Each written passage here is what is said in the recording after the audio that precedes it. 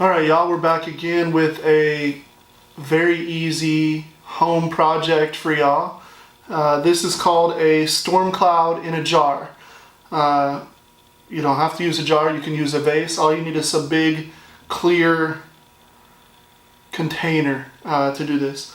You need a few other things. You need shaving cream, which most people have at home, so real easy there. You also need food coloring. So again, something you probably maybe have at home. Should be a fun, easy project. You want to fill your jar up almost all the way to the top, as close to the top as you can get. And then pretty simple, you make your cloud with the shaving cream. And you do that just by kind of spraying it on the top. Make sure you shake it up first, because you don't want it to come out kind of liquidy. That'll kind of mess up our project. So shake it up as much as you can, and then we'll just put a little bit on top. It doesn't take much, and you'll see it kind of looks like a little cloud. We'll give it a little bit more. Alright, be a little creative with that. Make your cloud look a little better than mine. Mine looks a little sad, but it's okay.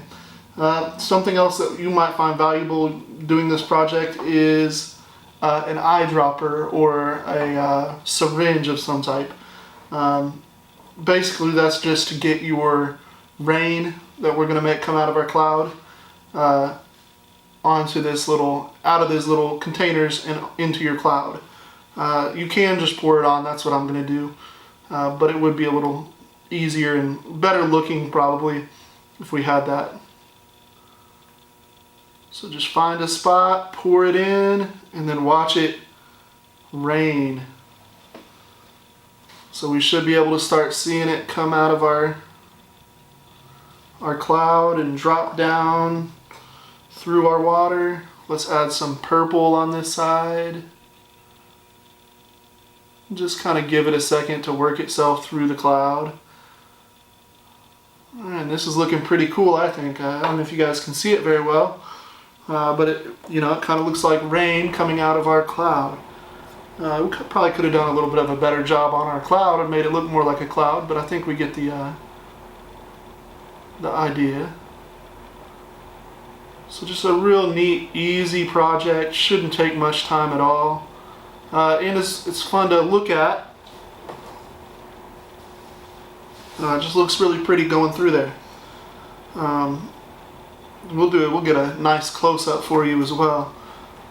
Probably do this project a couple more times myself just because I enjoy it.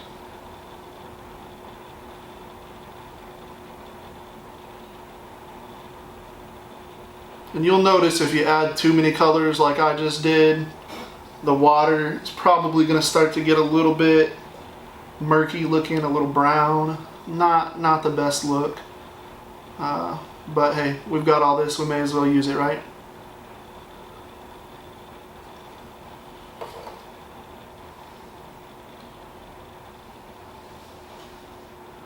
So yeah, really cool, fun, easy project.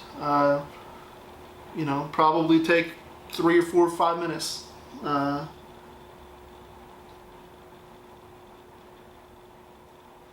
And you could just sit for a long time and kind of just look at all the different colors falling through the water. It's really, really pretty.